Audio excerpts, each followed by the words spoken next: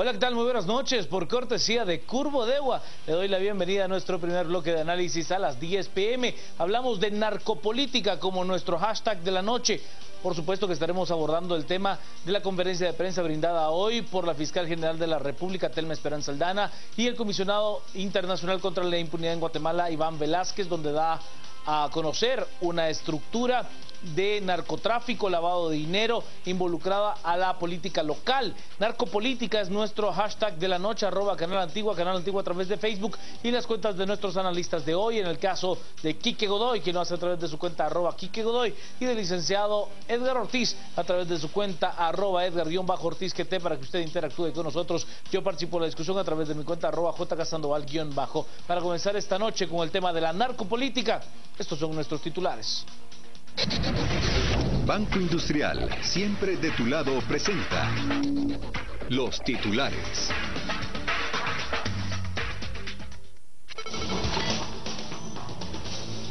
CICIG y Ministerio Público solicitan antejuicio contra el alcalde del puerto de San José por supuestamente participar en una estructura que se dedicaba a trasegar presurtores químicos. A 2 años que Roxana Valdetti fuera atacada con cal, las personas que lo hicieron son condenadas a 5 años de prisión conmutables. Autoridades del gobierno federal han declarado una inédita alerta de género para 11 municipios del Estado de México debido a la violencia sistemática contra las mujeres. La Selección Nacional de Fútbol se enfrentará a su similar de Antigua y Barbuda en la tercera fase de la eliminatoria de CONCACAF rumbo al Mundial de Rusia 2018.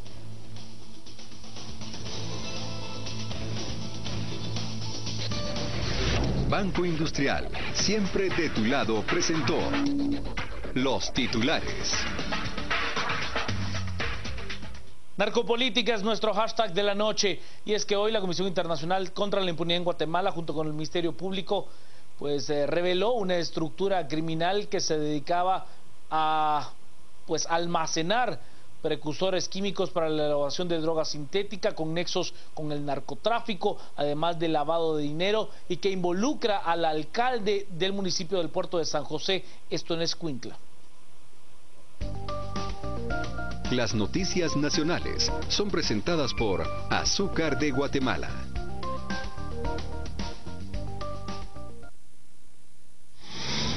Luego de varios allanamientos realizados en la residencia del mexicano Ramón Antonio Yáñez Ochoa, presunto líder de una estructura dedicada al tránsito internacional de precursores químicos y sustancias prohibidas, utilizadas para la fabricación de drogas sintéticas, como la metanfetamina, y quien fue detenido el 12 de septiembre del 2012, las autoridades encontraron varios documentos que lo relacionaron con el alcalde del puerto de San José, Jorge Alberto Rizo. Según las investigaciones, el jefe edil del Partido Patriota facilitó el trasiego de productos y de mercadería ilícita, donde recibió pagos onerosos de hasta por $100,000. Y unido a todo esto, lo que aparece hasta el momento es que el señor Rizo Morán pudo facilitar y promover el trasiego de mercancías ilegales como apoyo a la estructura liderada por Ramón Antonio Yáñez Ochoa, y que a cambio de esa actividad recibía una remuneración como estos $100,000, por ejemplo.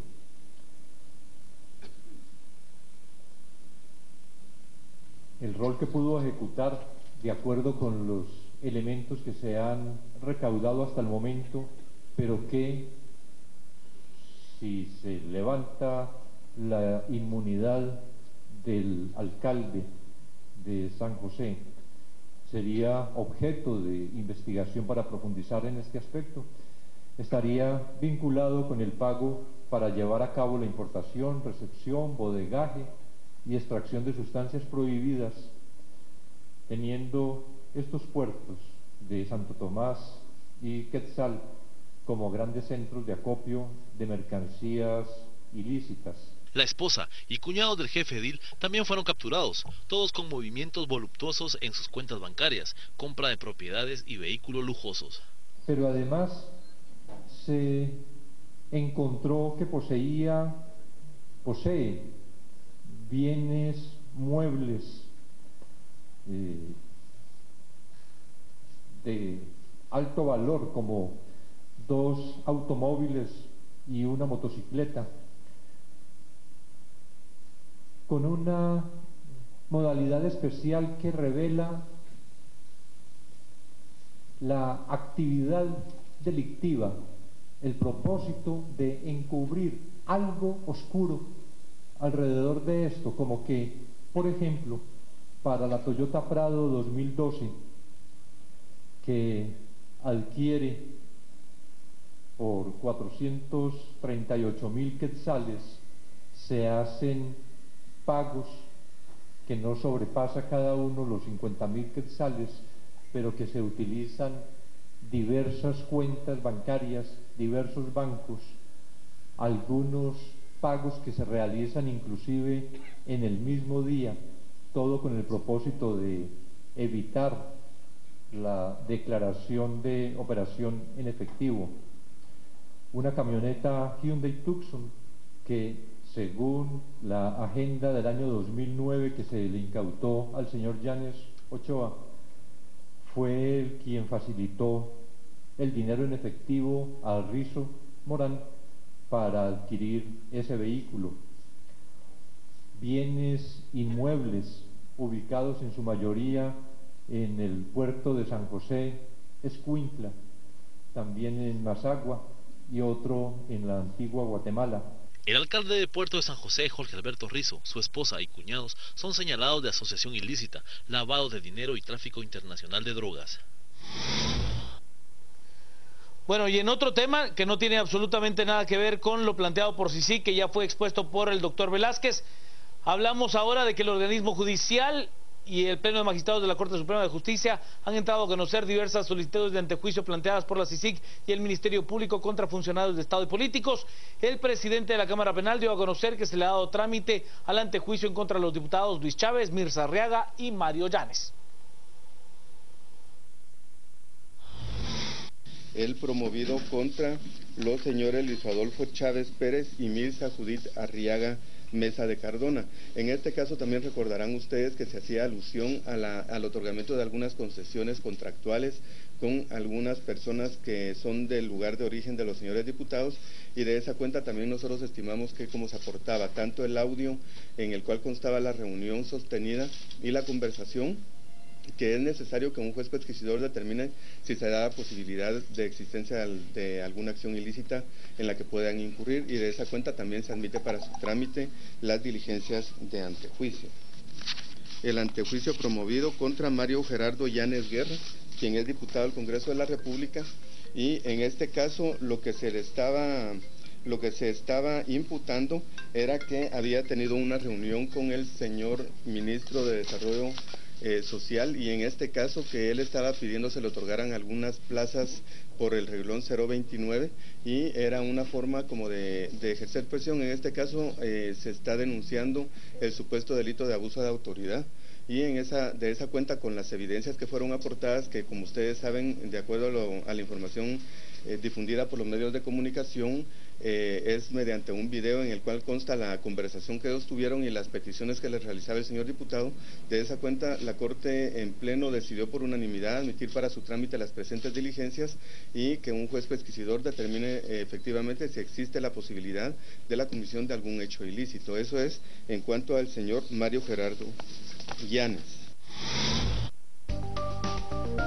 Las noticias nacionales fueron presentadas por Azúcar de Guatemala.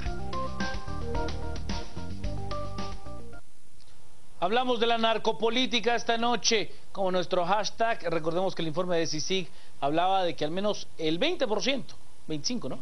25% del financiamiento de los partidos políticos provenía del crimen organizado y del narcotráfico. 25%, una nada, hombre.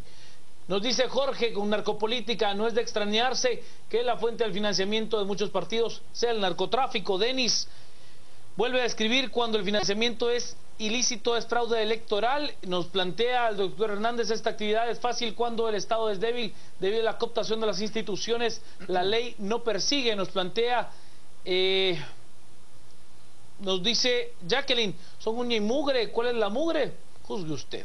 Juan nos dice: También dentro de los mensajes que tenemos ya con Narcopolítica, le doy la bienvenida, las buenas noches. Y la palabra a Quique Godoy. Buenas noches, Juan Carlos, buenas noches a Edgar. Y hoy fue el de CICIG.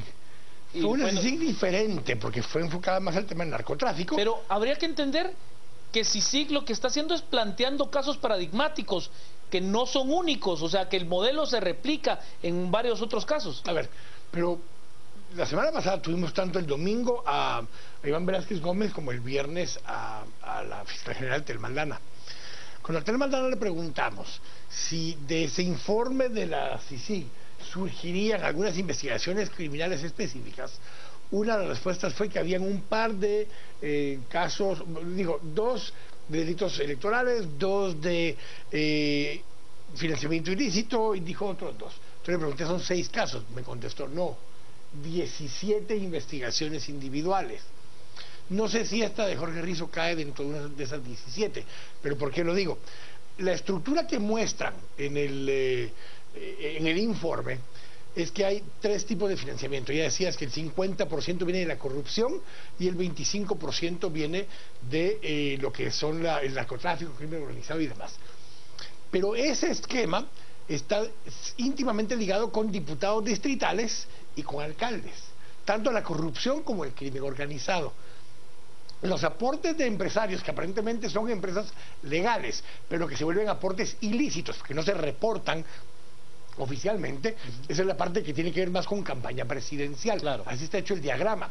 Entonces, ¿qué quiere decir esto? Estructuras como la que vimos hoy de Jorge Rizo son similares a la que vimos de Chico Dólar con Jaime Martínez Loaiza y con Manuel Barquín. ¿Por qué? Porque la estructura es exactamente la misma lógica. Se financian a diputados distritales que financian a sus alcaldes o viceversa.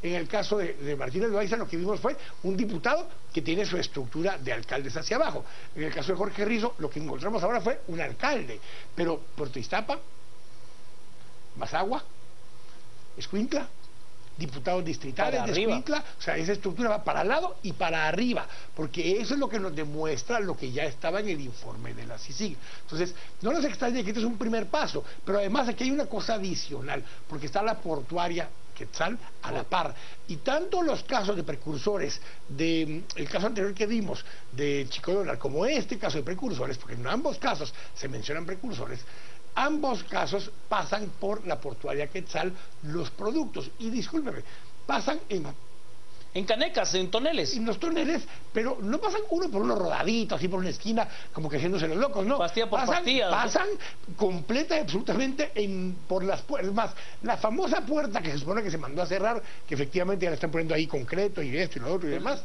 Hay otras 4 puertas iguales de ese mismo lado, por donde salen los atuneros, por donde está toda esa estructura. Hay otras 3 o 4 puertas más, por donde sigue saliendo producto. Pero además ni siquiera necesitan salir por esas puertas laterales.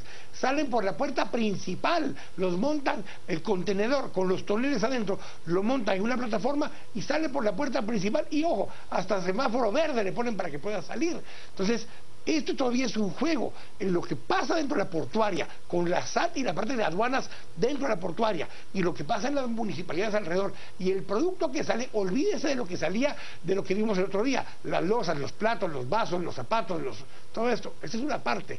Pero lo que sale por esas puertas, por esos tipos de mecanismos, son armas, son drogas, y es dinero en efectivo que viene de vuelta en toneles similares a estos de Estados Unidos, pagando el narcomenudeo que se hizo allá para pagar aquí a los narcotraficantes. Se le entrega el dinero a gente como Jorge Rizo o a gente como Chico Dólar, lo introducen al sistema bancario y desde ahí se manda a Asia para pagar los precursores o hacia el sur para pagar la cocaína. Ese es el esquema, y lo que sobra es lo que financia a esos candidatos en sus municipios y en sus departamentos. Estamos hablando de narcopolítica hoy como nuestro hashtag de la noche, y hay que entender que por qué viene en toneles, porque regularmente se paga en efectivo, en billetes de baja denominación. $20. De $20, que pues está comprobado. Hablando de $20, el otro día me hicieron un comentario que no me había dado cuenta yo de eso, pero no sé cuántos de ustedes se han dado cuenta si hay algunos billetes de 200 quetzales por allí, porque en la mayoría de los casos el billete de 200 quetzales se ha acumulado, lo tienen guardado. ¿Quiénes lo tienen? Pues los que tienen caletas, porque ocupa la mitad de espacio 1 millón de quetzales en billetes de 200 que 1 millón de quetzales en billetes de 100. Y eso lo que hace es que necesitan menos espacio, menos volumen, habitaciones más pequeñas para guardar más dinero. Entonces, y como el ciudadano no le es práctico, porque no le dan vuelto, porque usted no puede ir a un parqueo y sacar un billete de 200 porque le dicen, mire, no tengo cómo recibirle o puede ser falso. Entonces el ciudadano no lo nota, pero... no averiguar en qué época se aprobaron los billetes de 200. Oye, no. ¿Cuándo comenzaron a circular? Hace unos... No, hombre. 2010, ¿no? ¿Sí? ¿Quién era presidente del banco? No sé, no me acuerdo. No, pero al ciudadano sí le cuesta usar un billete de 200. Hay alguien que sí lo quiera acumular. Por supuesto. Vámonos a las redes, estamos hablando de narcopolítica, ese es nuestro hashtag de la noche.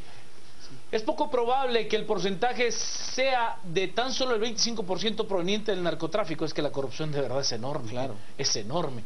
Ignacio nos dice, ¿hay diferencia entre el financiamiento de las farmacéuticas y del narcotráfico? Sí. El de las farmacéuticas cae más en el caso de la corrupción que de la narcopolítica. Sí. Además de Jorge Rizzo, por lo menos hizo algo por el puerto, pero ¿qué se le puede hacer? Es humano. Es lo que nos dice. Los lorenzanos también hacían mucho por Zacapa. Sí, bueno, las meloneras salen a defenderlos. Las meloneras, sí, claro.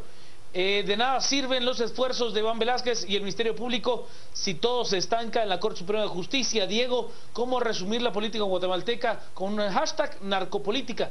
No solo en ese, Diego. Alfredo nos dice, ¿cuántos políticos han de estar operando de la misma manera con narcos y estructuras criminales? Después tienen que pagar favores, es lo que plantea Alfredo. Francisco, solo en este caso 25 millones más lo de Chico Dólar, más la red, más la línea. ¿Cuándo le van a caer a los bancos lavadores? Nos dice Francisco. Rodrigo, se necesita fortalecer el Tribunal Supremo y aprobar las verdaderas reformas electorales. Aurora nos dice, ya no deberían de sorprendernos, tenemos saqueadores y corruptos como gobernantes y en puestos clave. Si la televisión abierta no hace llegar la demanda del voto consciente y responsable, es nuestro deber promoverlo por nuestros medios. Bueno, es lo que nos plantean a través de los mensajes en Twitter. Le doy la bienvenida, las buenas noches y la palabra al licenciado Edgar Ortiz. Gracias, Juan Carlos, buenas noches a usted, Juan Carlos, y a todos los que están en casa esta noche acompañándonos en las 10 p.m. con el hashtag narcopolítica. Creo que Kike hace una excelente descripción un resumen bastante sintético, digamos, del informe de CICIG. Y este caso obviamente es uno del montón de casos de narcopolítica que hay en el país. Lógicamente no es el único alcalde o el único funcionario de la provincia especialmente que está involucrado en temas de narcotráfico. Sin embargo, tiene una importancia especial por el asunto geográfico, que realmente no solo es el tema de un alcalde o un funcionario en temas de narcotráfico, sino que además se traslapa con el problema, digamos, aduanero o fronterizo, pues, que de alguna forma hay un contubernio y un sistema criminal bien complejo para garantizarte el flujo, digamos. Y fue agente de aduanas antes. Exactamente, fue agente de aduanas, alguien conoce desde dentro de las aduanas, que operaba, digamos, muy bien organizado con las mismas y con las autoridades locales también, pues porque obviamente el trasiego no está solo en la aduana, sino en fuerzas de seguridad, guardianía, bueno, y demás. Pero es que, a ver, el mismo sistema nos lo ha comprobado, Lick. ¿A qué me refiero? ¿Cuántos directores de la policía están presos por custodiar o, en su caso, robarle la droga a los narcos? Costumbres. Claro. O la una o la otra, o por robar la droga o por custodiarla. O los que asesinaron en Salcajá. Claro. Es otro caso, digamos, pragmático. Yo lo que pasa es que creo que esto ya toca, digamos, lógicamente el otro flagelo que CICIG quiere atacar, porque CICIG desde su mandato viene concebido como desarticulador de los cuerpos clandestinos que operan al margen del Estado o digamos, fantasmagóricamente dentro del mismo. El problema, creo yo, es que es una batalla bastante dura, porque creo que se da un golpe fuerte en este caso a la estructura. Imagínense ustedes cómo estarán en estos momentos las estructuras de narcotráfico. Deben estar muy golpeadas porque les han tocado un punto estratégico. Yo creo que eso sin duda es un caso que no pasa inadvertido. Y el problema que tenemos es que comenzar ese destape, yo creo que es otra guerra y puede tener repercusiones incluso violentas del lado de los capos de narcotráfico. Ya hemos visto en México cómo la lucha frontal, entre comillas, que planteó, por ejemplo, el expresidente Calderón, también tuvo una respuesta bastante dolorosa para la población mexicana, y temo que en la medida que se siga penetrando al narcotráfico en el estado de Guatemala puede haber una reacción del mismo sentido. Entonces, ojo con eso. Yo creo que el Estado, o sea, una tarea, si la ley es la ley, hay que cumplirla, pues. Yo estoy de acuerdo con eso. Yo no soy partidario de la criminalización de las drogas, pero es una ley vigente. Hay una presión sobre todo grande de Embajada Americana por el tema de narcotráfico y el tema de armas, que yo creo que a veces lo dejamos muy de lado. Sí, pero y yo creo que eso es la principal. Dinero y drogas. Yo creo que el tema de las armas, yo creo que sí es un tema bastante delicado, porque sobre todo para la seguridad fronteriza de los Estados Unidos. Y el negocio de Pero hay que decirlo, las armas, ¿de dónde vienen? De los Estados Unidos. Por supuesto, O sea, es que hay cosas que vienen del norte hacia el sur y cosas que van del sur hacia el norte. del norte hacia el sur, las armas y en La Plata. Sí, las armas y la plata, y del sur hacia el norte las drogas. O sea, vienen de Colombia, pero ahora también vienen de Asia. Pero, o de Perú, pero hay una cosa interesante acá, que hay que hacer un vínculo. El Chapo Guzmán es el nuevo rey de las metanfetaminas. Claro. De todas estas drogas sintéticas. Él siempre lo ha sido después de la se mudó al negocio de las metanfetaminas. Desde hace 5 años se habla que en Guatemala, cabalmente bajo la lógica del Chapo, hubo una transición de simplemente el tráfico de drogas a la fabricación de drogas en Guatemala. Y esa transición se dio justamente porque se empezaron a traer precursores. Ustedes se recuerdan, al final del gobierno de la UNE, ahí en la zona 6. Estaba en la zona 6 los precursores y demás, hubo mucha captura de precursores. Y que los estadounidenses les decían, miren, no los tenga ahí, hombre. Sí, porque eso pueden estallar y demás, son inflamables, pero justamente eso es lo que venía sucediendo. Entonces, lo que se ha venido viendo en los últimos años, ese proceso, esa transición del tráfico de drogas a fabricar drogas de este tipo, estas drogas no solo el hielo, o sea, son drogas bastante más complejas, que eso es donde me meto en la discusión más profunda de la descriminalización o no. Claro. ¿Qué vas a descriminalizar y qué no vas a descriminalizar? Claro, pero ahí está el hielo, está... Eso es lo que se volvió lo fuerte también en Guatemala y empezó a topar, algunos estiman que ya es el 50% del negocio de las drogas en Guatemala, ya pasó a ser estas drogas sintéticas, no las drogas naturales transformadas, como venía la pasta de cocaína y demás, para poder ser exportado a Estados Unidos. Entonces, esa transición se dio y es muy fuerte y muy drástica. Voy a las redes, Lica, ahorita le doy la palabra, tan solo revisamos qué es lo que nos plantean a través de Twitter con nuestro hashtag de la noche, narcopolítica. Nos dice, es obvio que existe injerencia de este poderoso negocio que opera en el país porque necesitan el poder público, es lo que nos plantea Mariano. Es triste reconocer que estos narcotraficantes ayudan con trabajo y funcionarios solo se enriquecen. Jorge nos plantea, la narcopolítica es el poder de privar al pueblo del derecho de estar informados, antes muertos que esclavos será, es lo que dice Jorge. Que se venga la CICIG a la cabecera de Escuintla, aquí sí urge, es lo que nos dice Néstor.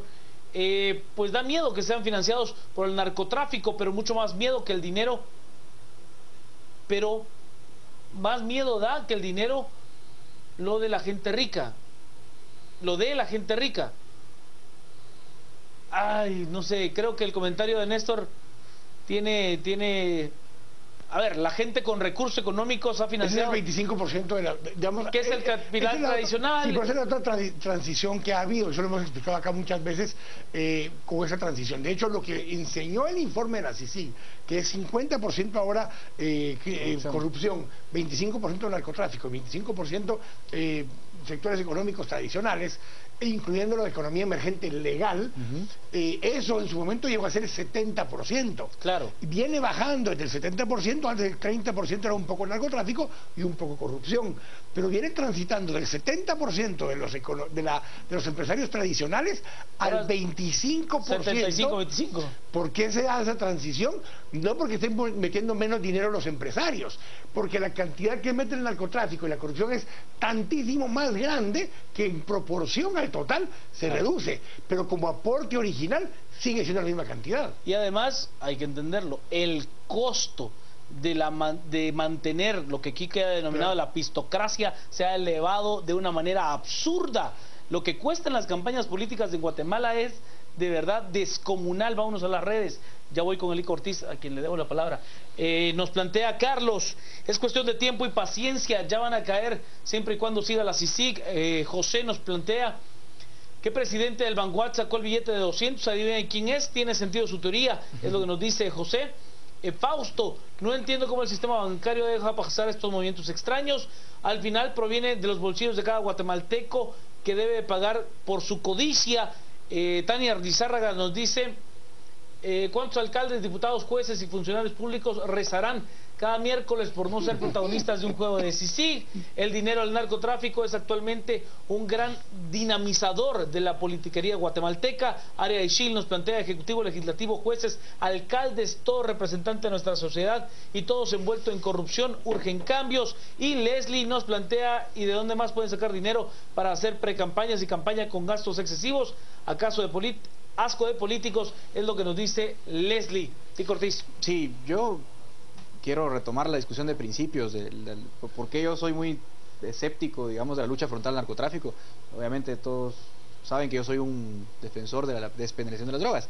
El tema es, la historia del narcotráfico ha sido cada vez que el Estado, digamos, es más frontal y más eficiente en el combate contra el narcotráfico, más intensifica la respuesta al narcotráfico. De hecho, la aparición de las drogas sintéticas es una respuesta a la eficiencia del gobierno en combatir el tráfico, por ejemplo, de drogas normales. Entonces, cada vez que te metes a pelearte más con los narcos, ellos encuentran otras alternativas, drogas cada vez más dañinas, más artificiales, porque más fácil de fabricar, lógicamente, porque el químico es más fácil de trasegar que directamente una sustancia prohibida como la cocaína o la marihuana.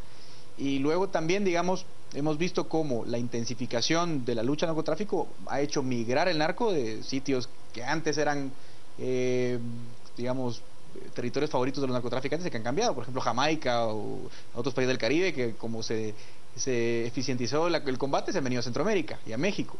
Y lo mismo en Colombia, el Plan Colombia fue un gran cambio, pero ahora es Bolivia el gran que carga la losa, digamos, de la producción de cocaína. De hecho, creo que el incremento que ha habido en la producción de cocaína en Bolivia ha sido absolutamente descomunal. Entonces, que ha sido un país históricamente cultivador de la hoja de coca, claro, de manera tradicional. Pero ahora se ha migrado al narcotráfico. Yo no creo, sinceramente, les digo con mucha humildad, que la lucha frontal contra el narco, primero, se acabe, y segundo, que nos va a llevar a algún buen puerto en el caso guatemalteco.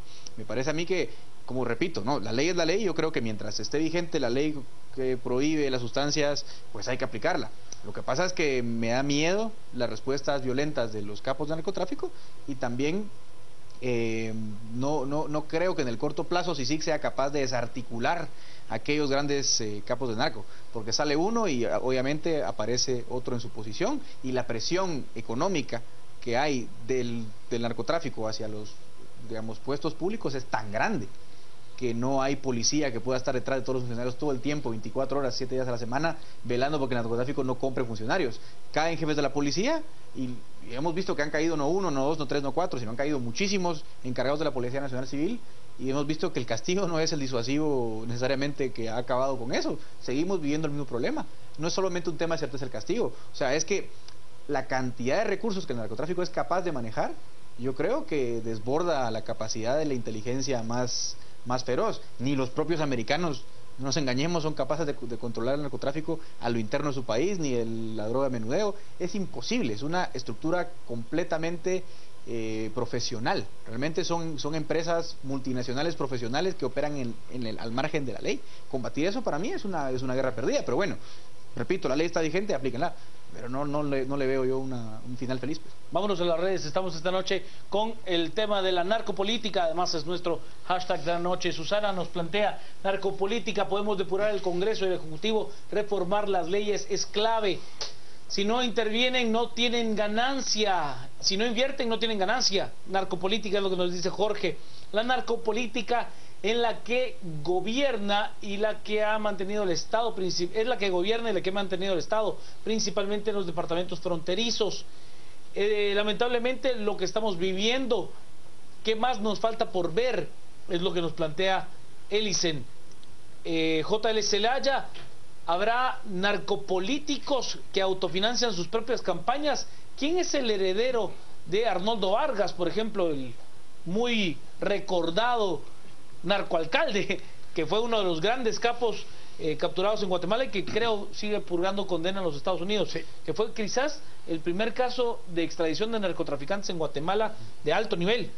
Si se destaparan, pero quedará todo igual, nadie hace nada porque esta gente lleve un castigo merecido. Carlos nos plantea la pregunta: ¿es qué pasó con la IBE aquí? ¿Acaso no son ellos de velar de que no haya lavado de dinero en los bancos? Bueno, ¿y por dónde entra la droga? ¿Qué departamento es el que tiene más puntos ciegos? ¿Quién es el dueño de esa área? Es lo que plantea Gus. Quique. Bueno, parte, a ver, para algunas de las preguntas que hacían, el tema de la IBE, en el caso de Chico Dólar, es justamente denuncias de la IBE o informes de la IBE acerca de transacciones sospechosas, las TS, que trasladaron al Ministerio Público para que el Ministerio Público iniciara investigaciones penales, es lo que efectivamente mantuvo vivo todo este tiempo ese caso del año 2011. Las denuncias originales desde el 2011 hasta acá son las que se están persiguiendo ahora penalmente por parte del Ministerio Público. En este caso en particular, el informe que dieron hoy no tengo claridad porque no está la información allí, qué información tenían de la IBE, no lo mencionaron. ¿Por qué sí lo mencionaron en el caso de Barquín? Porque justamente parte de lo que se le acusa a Barquín es que a él le pedían que interviniera en la IBE para que no actuaran, cosa que no sucedió, porque las denuncias originales de la IBE son las que tienen hoy preso a Chico Dólar y a toda la estructura que estaba con él. Entonces, en este caso no es que la IBE no haya reportado, es probable que justamente por eso es que cayeron con esta estructura, derivados de los allanamientos y de la información que surgió con el mexicano, que era el que originalmente había sido perseguido.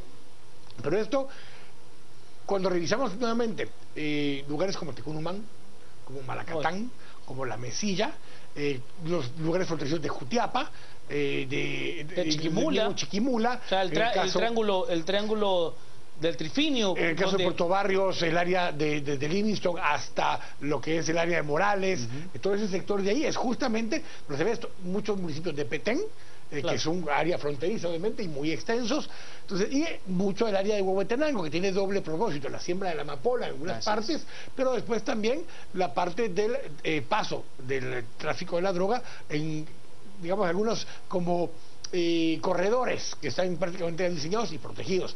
Pero mucho de la producción por medio de para estas drogas artificiales no se da en esos lugares, se da en lugares hasta probablemente más céntricos, se da probablemente en lugares cercanos a donde desembarcaron, en el área de Escuintla, en Mazagua, en Puerto San José, Puerto de Iztapa, en lugares de ese tipo donde cerca donde desembarcaron los precursores, los pueden ir, trabajar, preparar, transformar y volver a subirlos a las mismas transportes que se llevan la droga que estaba de tráfico, que era la cocaína. Pero se ha estimado, según algunos analistas, que casi el 50% del mercado de las drogas o del dinero de drogas que se maneja en Guatemala está vinculado a la producción de drogas artificiales y la otra mitad todavía está vinculado al tráfico. En ambos casos se tiene que lavar dinero, pero lo que ha sucedido es que no es tanto que haya bajado lo que pasa por Guatemala de tráfico, es que además a lo que pasaba de tráfico se le agrega la parte que se está produciendo localmente. Si alguien quiere pues escuchar una declaración muy interesante al respecto de cómo se compra la droga en Guatemala, busquen en YouTube, está la declaración de la captura de Edgar Valdés Villarreal, alias La Barbie, a quien se le acusó de haber sido la persona que le disparó en la cabeza al futbolista Salvador Cabañas. Y él le dicen, ¿y dónde la compraba? En Guatemala. ¿Y cómo la pasaba? Con contactos. Y justamente las compraba en el departamento de Huehuetenango y ahí pasaba. Es muy crudo como él relata la forma del tráfico de drogas con una simpleza absoluta. Edgar Valdés Villarreal, es muy interesante escucharlo. Narcopolítica es nuestro hashtag de la noche. Por cierto, somos Trending Topic ya a esta hora con narcopolítica. David nos dice: cuando se legalicen las drogas se acaba esa rabia, pero es una pirámide en las economías mundiales. La señorita Paza nos plantea, no solo los bancos lava, también bienes raíces, supermercados, almacenes, centros comerciales, sobre todo la venta de vehículos. Nos dice Susana Valdés, la droga vale más que el oro, la codicia es poderosa, debemos de encontrar otra salida. Mientras no se pueda controlar el gasto estratosférico de las campañas políticas, seguirá este clientelismo del sistema político. Rodolfo nos plantea, el tema de las drogas trasciende nuestras fronteras, ¿cómo reducimos el incentivo principal? El consumo es lo que nos plantea.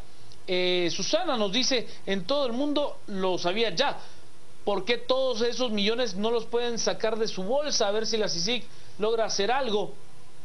Recuerden y comenten que las organizaciones criminales van más allá de las drogas, hay muchos delitos paralelos en ese negocio, por supuesto. Allí se le gana a lo ilícito, se le gana al tráfico de personas, se le gana la extorsión, se le gana al tráfico de migrantes, a la prostitución, a todo lo ilegal, se le gana porque el recurso principal, que es el armamento, el poder de fuego, el terror en sí mismo ya se cuenta con él, por lo tanto se usa en todo lo ilícito LIC. Claro, y es el tema, digamos, que lógicamente ellos diversifican su portafolio, digamos, de alguna forma, porque si tienes, digamos, la droga, que es tu principal ingreso, porque es una actividad extremadamente rentable, si uno compara los precios más o menos del Bolivia, la cocaína, cuánto cuesta, en Estados Unidos uno se da cuenta que la cadena es absolutamente En Guatemala descomunal. costará unos 100,000 quetzales el kilo, puesto en Nueva York costará unos $100,000 el kilo. Así Esa es la proporción. Una relación descomunal. Y el problema es que yo creo, la droga es lo que fortalece la organización criminal capaz de cometer otros delitos. O sea, la trata de blancas y el tráfico de armas no serían lo que son hoy si no fuera por el chorro de plata que entra por el narcotráfico. Pues por eso digo que de alguna forma es una batalla bastante difícil de ganar, sobre todo en gobiernos tan débiles y tan chiquitos como los centroamericanos, pues porque por eso están focalizados en el Triángulo Norte. Pues no es casualidad que estén en Honduras, El Salvador y Guatemala, estados completamente fallidos, bueno, no fallidos, pero digamos disfuncionales y débiles, ¿no? Y fáciles de corromper. Y ahí es donde digo yo que no estoy tan seguro porque la presión americana es clara, que no solo es Guatemala, es también Honduras y El Salvador. Y yo no creo que la vía de la persecución vaya a tener resultados demasiado fuertes. Van a probar algunas cabezas, habrá un golpe, digamos, medianamente sensible para los bolsillos de algunos capos de narcotráfico, pero yo no creo, sinceramente, con todos los sitios que ustedes mencionaron en el bloque anterior, destapar absolutamente eso a mí me parece una tarea descomunal si tomamos en cuenta que solo el tema de la corrupción que nos ha acarreado todos estos días, todas estas semanas de jueves de CICIG, no termina. O sea, es que nos vamos a ir acá 5 o 10 años y no acabaremos. Y que mañana va a haber viernes de CICIG. ¿Hay viernes de CICIG? Sí, ¿no? No, pero no es de CICIG, no es de MP. El viernes de MP. Está mejor. Nos da la primicia, Quique, o sea, nos da la primicia, es jueves de primicia con Quique. Vámonos a las redes, porque estamos por cerrar este espacio. Es más, ya lo tenemos que cerrar. Nos dice Jorge, estábamos entretenidos. Si existe un convenio con los políticos, imposible que sea erradicado. Cristian nos plantea, vivimos en un país en donde los altos funcionarios políticos están involucrados en el tráfico de drogas. Carlos, ¿cuántos favores deberán a los narcos los partidos que han gastado grandes montos en precampaña y campañas políticas? Y Carla nos plantea qué tanta discrecionalidad hay en la IVE para determinar qué es actividad inusual y qué es actividad sospechosa. Natalia, para lavar su dinero, y por qué así tendrán alguna ganancia que cobrar, Quique. Lo que identifica ese primer término es el banco. El banco tiene un instructivo, los oficiales de cumplimiento de los bancos son los primeros que tienen que determinar si es sospechosa o es inusual. Inusual quiere decir que ellos conocen al cliente, su primera obligación es conocer al cliente. Si conocen al cliente y regularmente depositan 10,000 quetzales a la semana, por poner un ejemplo, y de pronto ese cliente deposita 50,000, es inusual. Esa primera inusual, hay una consulta, hay una verificación, de pronto vendió un carro, de pronto hizo algún negocio, y es inusual, pero puede funcionar. Pero cuando ya se vuelve algo regular y hay 2 o 3 acciones de ese tipo y no hay justificación para cumplirlo, entonces se vuelve una transacción sospechosa. Quien lo identifica como tal es el banco donde se está llevando a cabo la operación. Esa información lleva a la IVE y como recibe la información de varios bancos, determina si hay acciones similares, sospechosas en una cadena de bancos, para entonces trasladar algo al Ministerio Público. Pero según el caso de Chico Dólar, el mismo presidente del Banco Central, un técnico absoluto en el sistema bancario y en el sistema económico guatemalteco, le explicaba cómo era la cosa. Sí, yo hoy tengo una inquietud bien grande. Y yo creo que, y lo voy a decir acá ahora, lo dije en la radio en la mañana, creo que Edgar Barquín, como mínimo, es probablemente culpable de estafa. Pero a Chico Dólar, porque... O sea, estafó a Chico. Claro, yo te lo soluciono y no pasó nada. Exactamente, porque la misma denuncia original del 2011 es con la cual lo están persiguiendo hoy. Entonces, ¿qué hizo Barquín? ¿Quitó esa denuncia? Pues no la quitó, ahí está. Ahora, que le hablaba y que le hacía parecer que estaban haciendo algo, es obvio, es obvio. Y que recibían beneficios los diputados de la gana a cambio de esa imagen de... Tranquilo, todo está bien, no se preocupe, es probable, pero reitero esto, la denuncia original, que es del 2011, con la cual se inicia toda la persecución y la cual es parte de la denuncia penal por la cual está hoy preso Chico Dólar, nunca la quitaron de la IVE y es la que está vigente el día de hoy. Vamos a la pausa.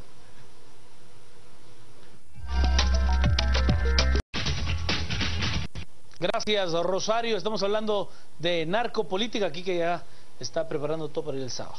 ¿Estamos claros? Vamos por esta. Ya sabía. Vámonos con la narcopolítica, con nuestro hashtag de la noche. José nos dice: despenalizando la producción, el tráfico y el consumo, pero educando a la población en valores y principios, dice José. Ingrid: claro que sí corrompe todo a su paso y terriblemente nuestra economía y seguridad. Mario: los partidos que han sido financiados por los narcos tienen que cancelarse. O sea, casi todos, empezar de nuevo, es lo que nos dice Mario. Carla: entonces los bancos nos fallan. Acá hay mucha actividad sospechosa de la que se reporta. Mucha más actividad sospechosa de la que se reporta. Es correcto. Nos dice Barquín: estafa Chico Dólar, buenísimo. Es lo que dice, pero es que es verdad. O sea, cuando usted analiza el caso, claro, pues Chico Dólar, alguien le jugó feo. No es el narcotráfico, es la ambición al poder y el amor al dinero. Pablo Silva Rodríguez: libro Los Señores del Narco ejemplifica bien qué tan arraigada está el narcotráfico en la política, y los políticos solo buscan un puesto solo por poder, no por necesidad ni por ayudar al pueblo. Para cerrar, Loli Ortiz. Creo que hay que aclarar dos cosas, ya que yo mencioné que para mí el fin deseable es despenalizar las drogas. Lo reitero, sin dejar tampoco de lado que mientras, como dije también, mientras esté vigente la ley, hay que aplicarla. Y además creo que es muy importante destacar de nuevo el trabajo de CICIG y mostrarle también mi apoyo nuevamente al comisionado y al Ministerio Público, porque también es poco sano que los poderes del crimen organizado, en este caso narcotráfico, también estén copando el Estado. O sea, de ningún punto de vista es saludable. No se puede dejar de combatir el narcotráfico solamente porque pensemos que las drogas deben ser despenalizadas, pero repito también que deberíamos comenzar a pensar en bloque. Guatemala no podría ser obviamente el único país que despenalice por un tema de tráfico, pero que debiera ser, yo creo, el objetivo final. No solo es un tema ideológico, yo creo que en una perspectiva de economía en la que me gusta menos la intervención del Estado, pero también perspectivas progresistas que están orientando sus fines hacia la educación y hacia la rehabilitación, no tanto al uso de la violencia, como es el caso de la actual política de drogas. Así que reitero, enhorabuena por el trabajo del comisionado Iván Velázquez, enhorabuena por el trabajo del Ministerio Público. Esperamos que el caso llegue a buen término y que se desarticulen en la medida de lo posible la mayor cantidad de poderes fácticos que están actuando. Quique. Yo antes hablo del cierre, por los comentarios que hacía ahorita Edgar. Por alusión, diputado. Charles Villa dice: pregunta a mi sobrino pequeño, ¿qué quiere ser cuando sea grande? Su respuesta: quiero trabajar en la CICIG, dijo. Oiga. Bueno, es un poco para lo que estaba diciendo sí, ahorita Edgar. A ver, ese es un poco el tema. La CICIG lo que vino fue a romper un poco el esquema. Cuando el círculo vicioso está así, necesita algo externo, algo que viene de afuera, que lo puye para que rompa un poco esto. Ahora, el comisionado ha sido muy tajante en este mensaje, lo dijo acá el domingo pasado. Si no hacemos nosotros lo que nos toca como ciudadanos, porque nosotros hemos sido permisivos y partícipes de esto que está a nuestro alrededor, si no hacemos algo para romperlo, lo que esto hace es que entonces otro Jorge Rizzo ocupa su lugar, otro Chico Dólar ocupa su lugar, otra estructura de lavado de dinero o del narcotráfico o de corrupción ocupa su lugar, otro alcalde Medrano, su sobrina, ocupa su lugar. Si no empezamos a tratar de ocupar esos espacios que se empiezan a vaciar, porque va a empezar a caer gente no solo presa, sino que además a salir del sistema, si no empezamos a construir ciudadanía nosotros para ocupar esos espacios, esto no es sostenible. En cuanto se nos pase la efervescencia y si sí se vaya, esto se desploma y nos va a ir peor, porque nos van a ir a traer con saña y con hambre de venganza. Entonces, o terminamos de romper esto y ocupamos esos espacios nosotros, o esto se nos cae encima del techo. Y hay que entender que esa construcción de ciudadanía no es de la noche a la mañana, no es algo que suceda por arte de magia, que alguien tenga la varita, se llame Iván Velázquez Gómez, se llame como se llame, nadie la tiene, es una responsabilidad, es un deber que tenemos que tomar los ciudadanos para realmente poder construir algo sostenible en el tiempo. No es cuestión de 14, 20, 50 sábados, es una actitud que tenemos que cambiar y que nos ha tomado pues más de 3 décadas de estar siendo permisivos, indolentes y por momentos hasta cómplices. Al resumen. Cementos Progreso. Compartimos sueños, construimos realidades. Presenta este segmento.